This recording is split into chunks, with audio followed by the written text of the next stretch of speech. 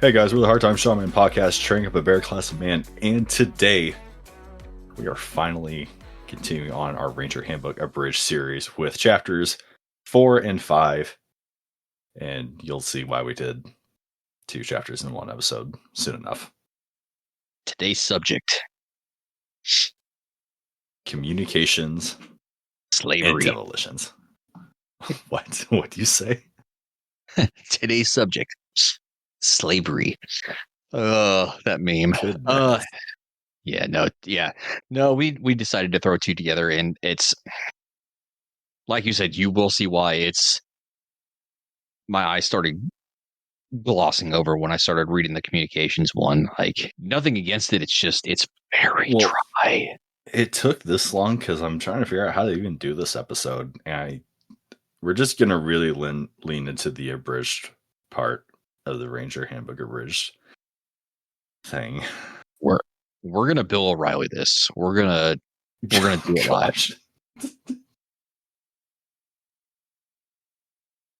Wow, do it live. You just hit him with it, huh? Mm-hmm. Goodness. All right, guys, we're going out of TC 3-21.76 Ranger Handbook, Chapter 4, Communications. So many tables and numbers and words. It's so much. I'm not even gonna do what I normally do and cut and paste all these images into a separate doc for you guys. I will literally just post the whole chapter, this chapter with my highlights on it, because there are so many tables just full of information, and you guys aren't listening to this so that I can just go through cell by cell on a table. That's not what it's for. So it will be up on our Patreon. You guys can find it. It'll be free to the public. Anybody can go on there and look at it, download all that stuff.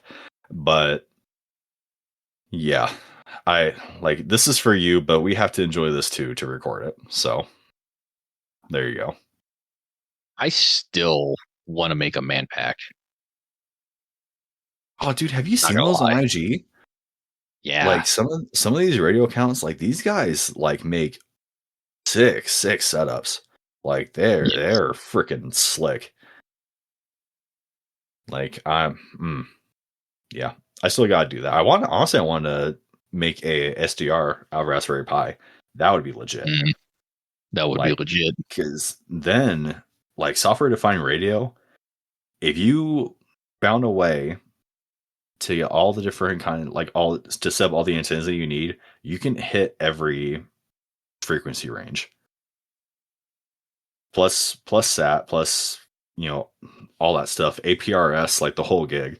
I need to get way more communications and tech savvy before I do it, but that'd be really sick. Because honestly, that's what I would do is a Raspberry Pi or something similar, throw that into a smaller Pelican case, and then just off wire your controls, so that could literally just sit in your pack or on your belt or whatever. That'd be legit. Mm-hmm.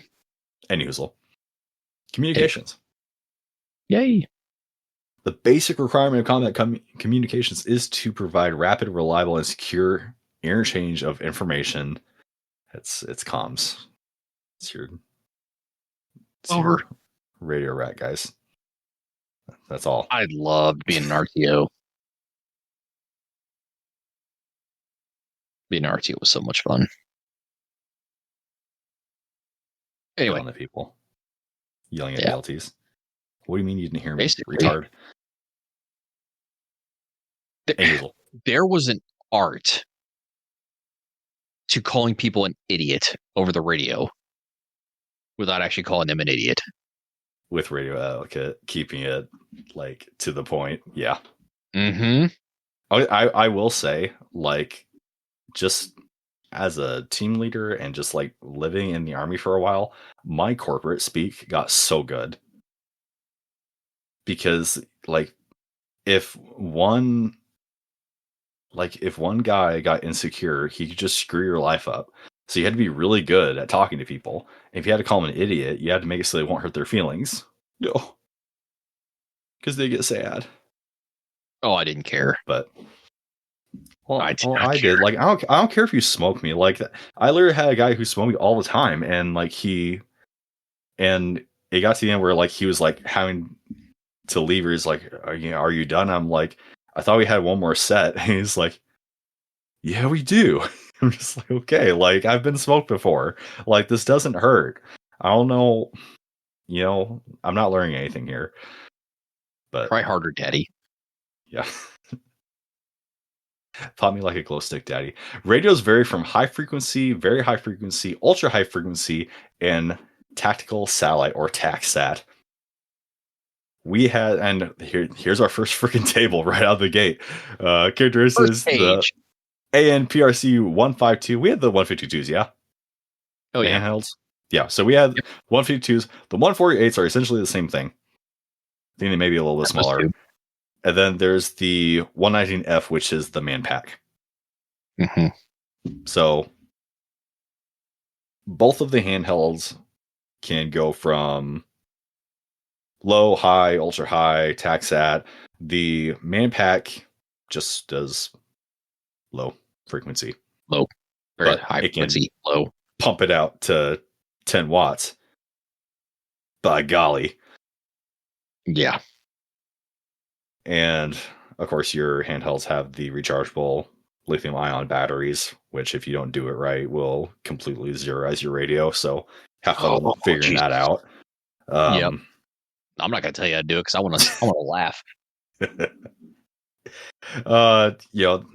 All these radios are going to have scanning capability, so being able to scan multiple frequencies, AM, FM,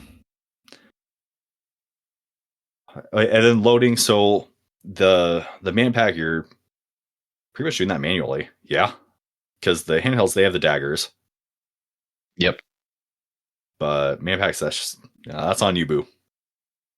And by man pack, we mean, so what? Man portable, is that essentially? It's in your backpack. So it's a big radio you can fit in your backpack. It'll be the same exact thing that you would throw in a truck, essentially, except for it's mobile. So I carried one of those around, and I don't think those were the 119s because the radio that I had on my back was way, way more capable than those Harris radios were. Or the 152s. Was that the one? Were those Harris's? I think those are Harris's. Dude, it's been a minute. Yeah. I think like someone just handed it to me, dude. I don't know. From what I remember, it was a Harris. Yeah, I think those are Harris's. I am it, dude. It's been a minute since we were last in. Was it 2018? So it's been, dude. Has it been 6 years? Yep. Going on 7. Holy crap. Well, I think the thing with the man packs is that you just can touch out so far. Yeah. Because, yes, the handhelds have the VHF, UHF, TACSAT, but the man pack, like, you are sitting at VHF low and you can pump that out like up to 10 watts. Miles. So, yeah. So I think that was the whole thing with capabilities of those, is just like, I am going to reach somebody, whether it's on this continent or the next one. Like, I will talk to somebody. Can I talk to your manager? I know it's not listed on there, but I'm pretty sure you can hook up a man pack to a TACSAT antenna. Granted, this handbook is from 2017, so capabilities might have changed in that time. But with how quickly, what I mean is actually how slowly the Army rolls new stuff out, I couldn't tell you, dude. Yeah, I'm pretty sure. Moving on, handhelds, you're looking at 2 almost 3 pounds. Man pack 7.7 pounds without the battery. So with your combat load and your food and your water and all your missile essentials, like, you're going to be strong. You're going to be so strong. Chasing that LT around. Yeah, let me put you this way. When we were doing our our ruck runs with troop, and everybody was having to do 40-pound minimum. Me as the RTO being with weapon squad, my pack was 70 pounds. And I was ruck running 12 miles with that. You were getting so strong. That sucked so bad. I eventually found ways around it. Anyway. Are you done crying? No. Well, too Sorry, bad. Everything's encrypted. Anyway. Well, special features. So handhelds you're looking at ship to shore, ground to ground, air to ground capable. Like I said, with the man pack, you're tied to whoever the hell you want to. And with all of these, so terrain restrictions, all these line of sight. So open to slightly hilly terrain. Like you have to be able to have a decent view of what you're trying to talk to. Except for the handhelds, because you have tax that capability. So right. Anytime, anywhere also, you're gonna go. With those handhelds, you can also talk to Air Force aircraft. The man packs cannot.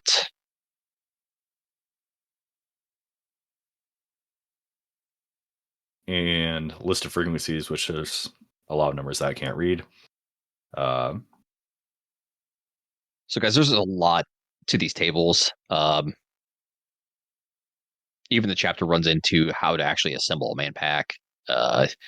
It runs through the presets. It'll show you how to load some frequencies, how to scan, how to clear the frequencies. So we're just going to, you can read that on your own. Us running through that, it's just going to be super dry and we're going to lose some listeners. So we're just going to jump to some basic troubleshooting. So checking your radio settings, you're going to want to load the proper frequency, obviously. Make sure that your power output is set to high and that your radio is unsurprisingly in the on position. You would not. Is the radio on? Is it on, LT? Is it on? Oh, it's not? Okay, sir. Please leave. Did you zeroize the radio the 2 minutes that I wasn't looking at your radio? The answer is yes. What did you touch? Freaking did. Whatever you touched, stop it. Freaking did. I didn't touch anything. Yes, you did, sir. Shut up. So, checking your radio assembly and battery, you're going to make sure that the antenna is fitting. You're going to be attaching a long whip or a field expedient antenna. I kind of prefer the long whip. I don't know, just me. On my kit, I do have a very long winding braided antenna that runs basically through my kit. So that's on that. But I mean, for everything else, just give me a whip antenna. They're super easy to deal with. Although they do have a problem breaking. If you've got a hand mic, check the fitting on there. Make sure the contacts are clean and they're fitting properly, so they're secured to the radio. I mean, when you're doing that stuff, the best way to check that is to spit on it, clean it off, and then spit on it again and screw it in. That'll definitely get the. That's what we did, and it's so ridiculous. Next, check battery. If it's dead, put a new one in. But please, for the love of freaking God, do not zeroize your radio in the process of changing the battery. There is a right and wrong way of doing it in most cases. And it seems like people just do the wrong way every single time. It's very frustrating. As always, with line of sight radios, if you're having a problem getting your transmission out, move to higher ground.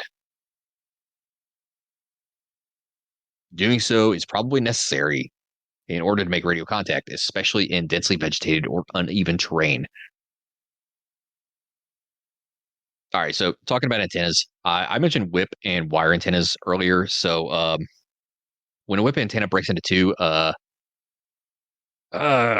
going to want to connect the broken part to the part attached to the base by joining the sections. If you're going to restore the antenna to its original length, you're going to want to add a piece of wire that's nearly the same length as the missing part of the whip. I said that these things have a tendency to break. This is what I mean. They will snap where they bend. It's only a matter of time if you have a whip antenna that's going to do that. Sorry to break it to you, but it's going to happen.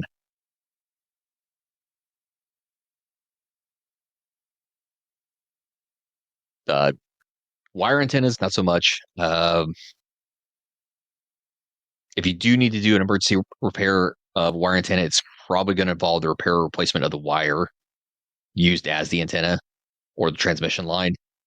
And depending on the length of your wire antenna, that may be a sizable chunk of wire, which you're almost better off just carrying a spare or having a whip antenna as a spare. So when one or more of the wires of your antenna are broken,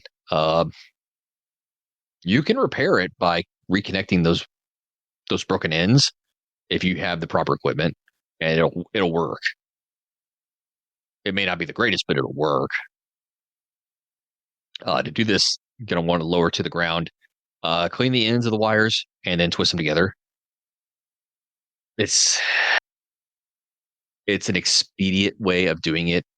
You're going to want to solder them. That's your best way of doing it, just because the connection's not great when you just twist them together. If your antenna is receiving damage beyond repair, construct a new one. Make sure that the length of the substitute antenna wires are the same length as those of the original.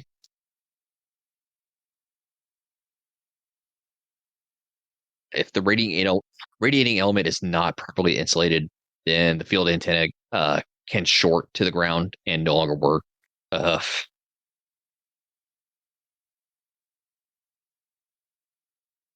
So just think about the insulation of those. Anything that's not conductive, plastic spoons, buttons, bottlenecks, plastic bags, those are all good insulators. Wood and rope, not as effective, but if you're in a pinch, they'll work. Radiating element, the antenna wire, should only touch the supporting insulator, so as long as it's non-conductive, and also the antenna terminal. It really needs to remain physically separated from quite literally everything else.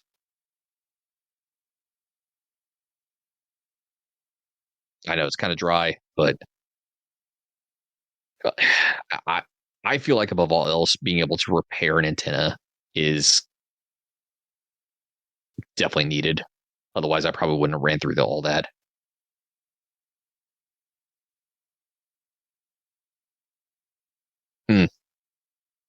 So if you're going to construct, adjust, repair an antenna, the best wire for antennas is going to be copper or aluminum.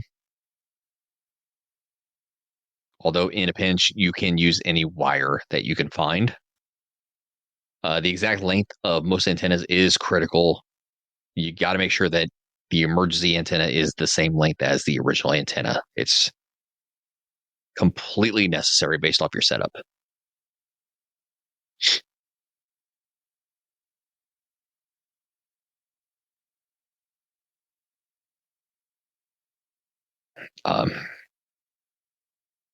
If you're going to use a improvised antenna, you're going to want to be aware that doing so may change the performance of your radio set, and a distant station may be used to test the antenna just to see if the capabilities are the same as, say, you using an actual wire antenna.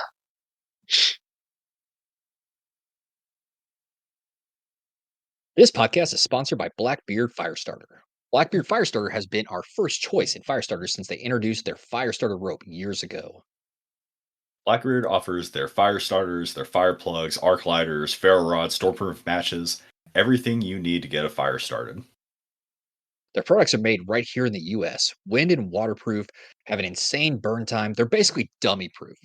And help you out, Blackbeard let us cherry pick from their store everything that we want, everything that we thought you needed to get a fire started, and we call it our Hard Time Strong Men Fire Kit. On top of that, they're also offering a 15% discount on anything in their store when you enter code STRONGMEN at checkout. We can't recommend Blackbeard enough. They stand behind their products, and so do we. Be sure to check them out at blackbeardfire.com and on Instagram at blackbeardfire. And as always, stay in the fight. Stay in the fight. And the Expedient 292 type antenna is an Expedient version, or the Expedient version, can be constructed using any insulated wire and other available material. It goes through how to construct this antenna. Long and short of it, once this is constructed, you attach a rope to the insulator on the free end of the radiating element, toss the rope over the branch of a tree, pull the antenna as high as possible, keeping the lead and route down through the triangle, secure the rope to the antenna, holding it in place. Also has a picture of this. It is a thing of engineering. I'll tell you that right now. Like, and this is what's cool to me. Like, I don't understand all this, obviously, but the fact that this works, and the fact that this works consistently enough that we could throw this in an FM and guys can replicate this is amazing to me. Just the math, the science that goes into communications is freaking astounding. So in the picture, you have your man pack grounded, like with a stake into the ground, attached via your radio wire to what essentially breaks down into a pyramid. So you make a triangle with sticks or whatever. These radio wires form up into a pyramid with insulators, and you just haul that as high as you can. And this is used, like in jungle communications. Like, it's amazing to me. It's so freaking cool. Yeah, those sticks are used to space out the wires to create the antenna. Right. But that's what I'm saying. It's just like the spacing and the angle, but the fact that works is just so freaking cool. Like, it seems like magic to me. Wild. Yeah. I mean, never learned how to do that, but that's because looking at this, I'm just like, what kind of janky crap is this? It's like, just get a freaking actual antenna. This is ridiculous, but I've seen. But that's the thing, that's just making an antenna. So there's a table here, quick reference table. So operating frequency in megahertz to element length, and it's like they have it down to a science. So if your megahertz, if you want to operate in the 40 megahertz range, you need to have 5 foot 10 inches of radiating element. And they just just the science of this is freaking amazing to me. Like, radio nerds are so freaking cool. They're so smart, dude. Well, and just if you get into all these hobby pages on Instagram or YouTube or whatever, you have these old ham guys who are bouncing radio waves off the freaking atmosphere to talk to somebody on a different continent on a Tuesday. And that's just what they do. It's insanity to me. I saw a guy with a handheld talking to the ISS. That's wild. In his front yard, chilling. Yeah, amazing. But antenna length per lane consideration. So at minimum, a quarter of the frequency wavelength. So fourth of the frequency wavelength should be used as the length of the field expedient antenna. The higher in the antenna, the greater the range the radio transmitter has. So it's, launch that sucker, get as high as you possibly can. Obviously try to get above the tree line. That'll help out. But terrain and curvature of the freaking earth affect line of sight communication by absorbing VHF, so very high frequency and ultra high frequency communications, into the earth's surface. This is overcome by increasing antenna height, power output, and radio frequency. Once again, suck on that, flat earthers.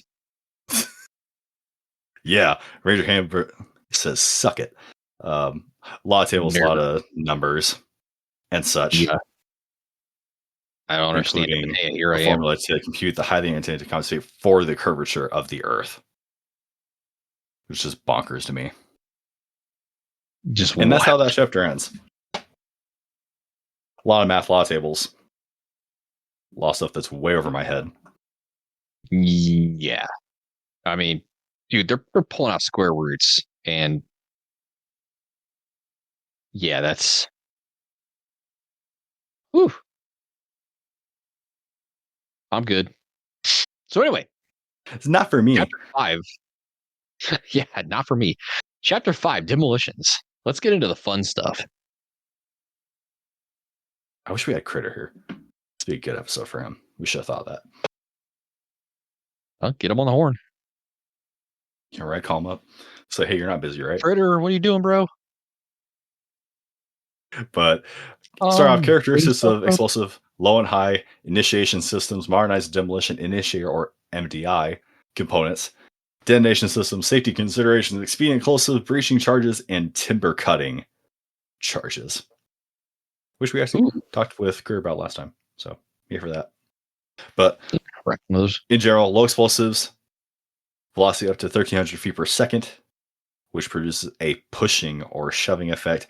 High explosives have a detonating velocity of 3,280 to 27,888 feet per second, which produces a shattering effect. So it depends on what kind of night you want to have. Once again, the audio scores you give me. Gosh.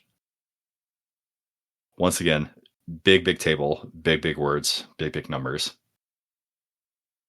Ooh. Cool names like ammonium nitrate, PETN, RDX, tetrol, nitroglycerin, black powder, composition H6, M1 diamide, det cord, all the fun things. Water resistance, refractor, fume toxicity, applications, whole shebang. I really want some det cord, not gonna lie. Det cord, I need to figure out how to source that. Or make it. Ammonium nitrate, very easy to get, honestly. Very easy to get. It's kind of scary how you can just go into Home Depot and have it. It's a gardening thing. Yeah. Like a bag of ammonium nitrate is used for gardening and also cratering. Also, I was going to say also has their cratering charge. How about that? And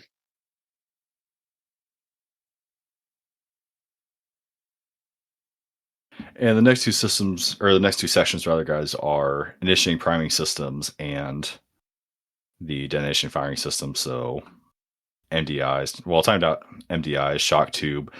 This is hyper specific stuff. Some cliff notes, be aware of, static electricity. Don't yank on, det cord or shot cord. Handle any misfires downrange. Do not handle any misfires downrange. Be a safe distance away. Never yank or pull on stuff. And, wear safety equipment. It'll be in the document. Moving on. Expedient explosives. So these are improvised shaped charges, plier charges, and grape shot. Grape shot charge. God, I love how history never changes. Everyone at some point is just like, golly, I just really want to throw some forks in a barrel and see what happens. So no, you don't.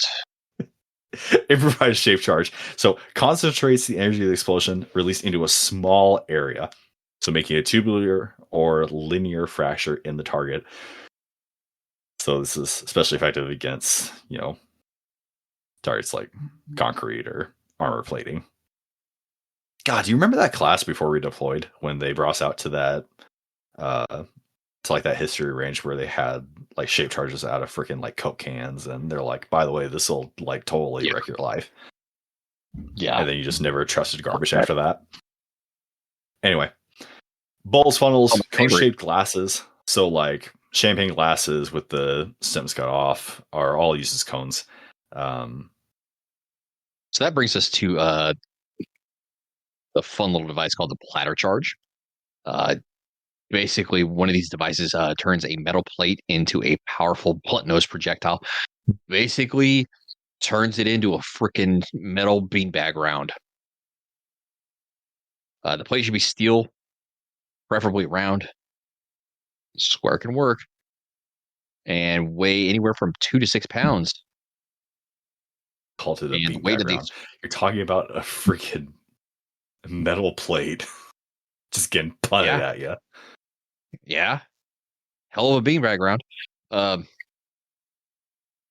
Yeah, the weight of the explosive should equal the weight of the platter. That's obvious. Equal and opposite reaction, right? With that, make sure that it's evenly applied behind the plate. Yes. Yeah, you do not want like a weird shape behind that. I was gonna say equal and opposite reactions happen, so we hate for that thing to go zing off in the wrong direction. Yep. God, can you imagine like Sampa's freaking platter charger then just like pink misting somebody a few miles away? Like they don't even know what freaking happened. No, that piece of metal will hit terminal velocity. It's not going to do that. No, it's interesting reading this because now I know what standoff distance is. Because I remember reading that further up, and I'm like, "What the hell is standoff distance?" You knew that. You knew that from when we got Claymore training. So, fun fact: in basic training, I had cellulitis in my knee and was on bed rest, so I actually missed the Claymore training. Oh, that's sad. Yeah, and then the funny part was, so it's not that bad. Yeah, and the funny part was, at the end of the year, like the drill sergeant select 2 people to go, go do like the skills challenge or whatever to show what was learned. I got selected to do that. And I had to do the Claymore thing, and I had no idea what the hell I was doing. None. That was... It's literally just like Call of Duty. It's not that bad. It is, but it isn't. They want you to do it like by the book. So like you're skull dragging all the way out there to set it up. Entire way. Right. And then skull dragging all the way back while running the line. Dude, it was so stupid. The priming, the testing, and then actually like setting it off. Obviously, it wasn't a real one. Yeah. Yeah. Right. So stupid. Anyway,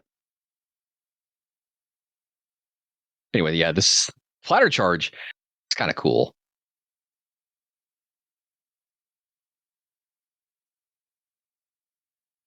So yeah, uniformly pack the explosive behind your platter, tape it to the anchor if you need to, and then you're priming the charge at the exact rear center of whatever your charge is.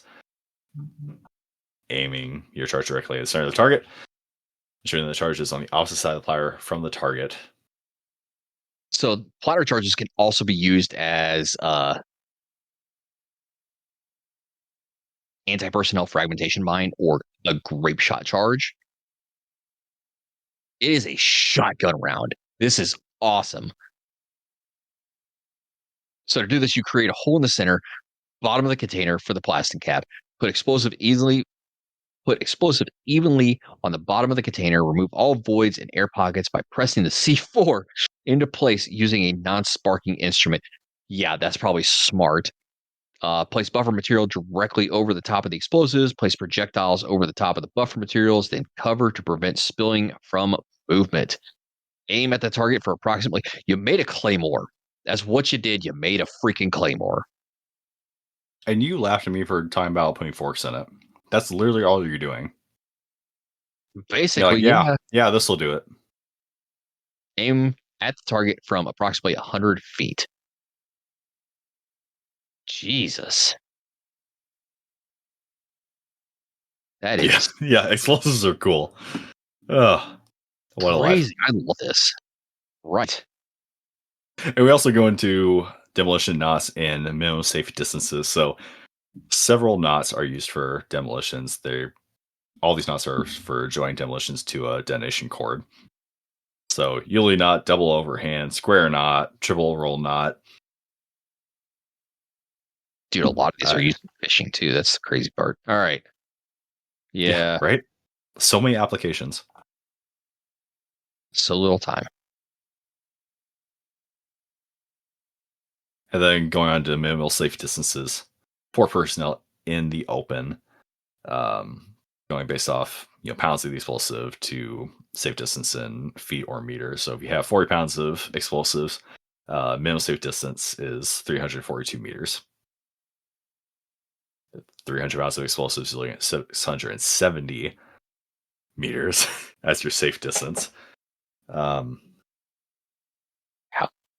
I just remember eyeballing it. They'd be like, yeah, this should be good enough. Y'all should be fine. Yeah, I wonder how much explosive weight is in a 155 shell.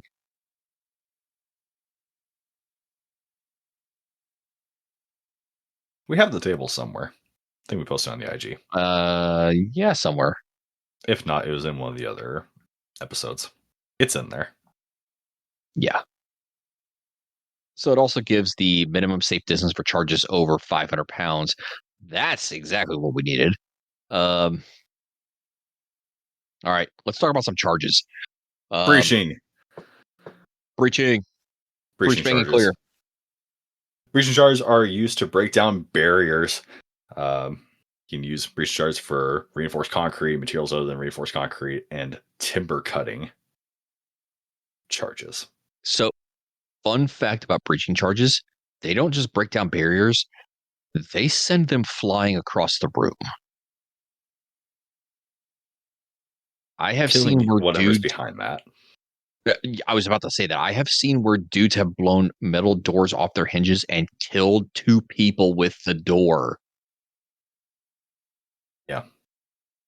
Well, so what you said, equal and opposite reaction. Like, the force has to go somewhere.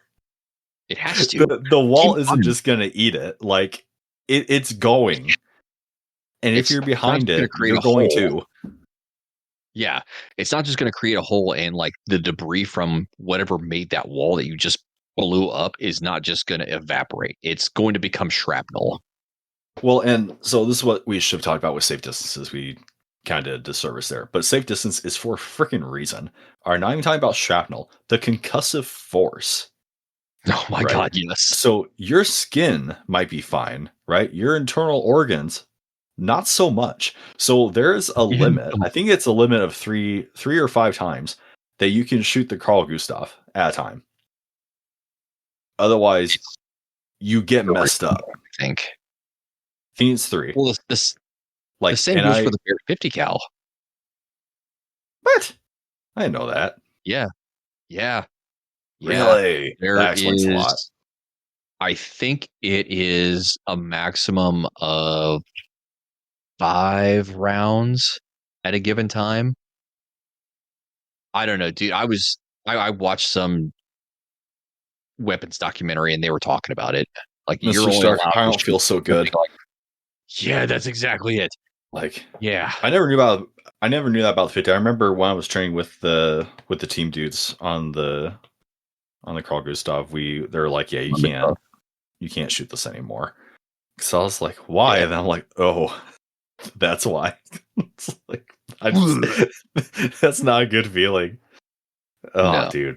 Well, then you read like the freaking like Medal of Honor recipients who just like freaking were laying on that thing. It's like, golly, dude, your insides. Mm-hmm. I bet. But anyways, that's why we're talking about safe distance, because literally your insides aren't meant to take that kind of force. So the shockwave, it does things. Same reason why, like, when you see like huge explosions, like, gossip videos or whatever, like off in the distance, and then like you see that shockwave coming, it just shatters all the glass. People start screaming. That's why. That's it's not good vibes. Yeah, it's not good vibes. But once again, another table for these breaching charges. How many feet of concrete. How much explosive how many packages of explosive will take to defeat however many feet of concrete. So there's also on here, after you dig through all these tables, you can get to figure 5.8, which is the formula for computing size of charge to breach concrete, masonry, and rock. So we're going to talk about an abatis. Abatis is an obstacle formed by felled trees that impedes the enemy's ability to advance on an avenue of approach. This is so easy to make. So super easy to make. You just cut down a tree, but you leave it attached to the stump as the stump's an anchor. The thing after this, it's a table talking about timber cutting charge size. So you have your internal charge, your external charge, and your abatis charge. And it tells you how many packages of C4 are required in 1.25 pound packages. And it also sorts it by timber. It also sorts it by timber diameter in inches. So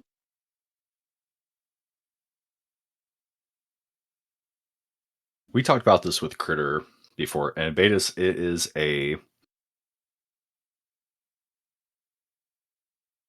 it's a cutting obstacle. So the abatis it's an obstacle using interlocking felled trees. So below this, you have a visual representation. it's disgusting. There it is. So just imagine dominoes. So interlacing trees, and like you said, they're all still attached to the trunk. You just blew them up and felled them, and just trying to unravel that crap that you just made is such a pain and is such a time suck. And that's why it's such a good obstacle. It's so easy to do, dude. Yeah, I mean it's wonderful. And there's a couple other pictures, so showing how to wrap your decor around the tree for the right direction of travel. Oh, here's one: how to actually. So if you're not using decor, if you're actually using like sticks of explosive or like C4 TNT, whatever, how to drill out in the trunk to insert the explosive to get to where you need to go. A lot of fun stuff. But that was it for Ranger Handbook chapters 4 and 5. Like we said at the very beginning, so sorry guys. Hell of a lot of pictures, hell of a lot of tables, numbers, equations, all that stuff. So for this, it won't be like a typical episode where we put in just the images for the episode on the Patreon. We will upload our show notes, which is literally just the Ranger Handbook with parts that we highlighted, just these 2 chapters. So you guys can read this at your leisure, and you'll actually be able to see what we were looking at as we were talking about it. But 60, do you have anything else? Explosives are fun. I don't fully understand them, but they're fun. I second that. Guys, we're the Hard Time Strongman podcast. Checking for Bear Class Man. Stay in the fight. Stay in the fight. And don't blow off your fingers. Or do. Or do. You do you. I don't care.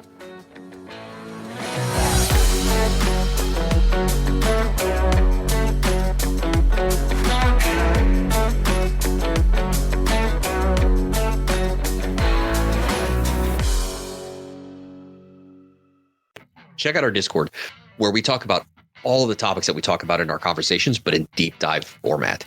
We have a lot of members on there of varying skill sets, of varying proficiencies, all talking about all these topics, sharing their experiences. So join today and help us expand our knowledge base.